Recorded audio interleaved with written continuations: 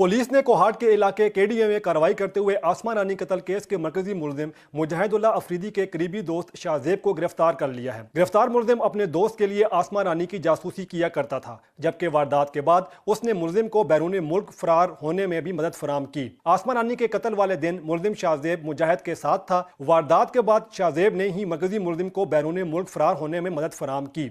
मुलजिम की निशानदही पर आला कत्ल बरामद कर लिया गया है। वाज़ेह रहे कि एबटाबाद मेडिकल कॉलेज की थर्ड ईयर की तालिबा आसमा छुट्टियों पर कोहाट आई हुई थी, जहां उसे 27 जनवरी को उस वक्त गोलियों का निशाना बनाया गया जब वो अपनी भाभी के साथ रिक्शे पर घर पहुंची थी। आसमा के घर पहुंचने से कबल ही मुलजिम मुजाहिद अपने साथी सादिक के साथ घर के बाहर मौजूद था, जिसने मौके पर ही फायरिंग कर दी। आसमा को 3 गोलियां लगीं, जबकि मुलजिमान फरार हो गए। मेडिकल की तालिबा को जख्मी हालत में अस्पताल मुंतकिल किया गया, जहां वो एक रोज बाद जख्मों की ताब न लाते हुए दम तोड़ गई। आसमा की जानिब से अस्पताल में दिए गए बयान में कहा गया कि उस पर फायरिंग करने वाला मुजाहिद अफरीदी था।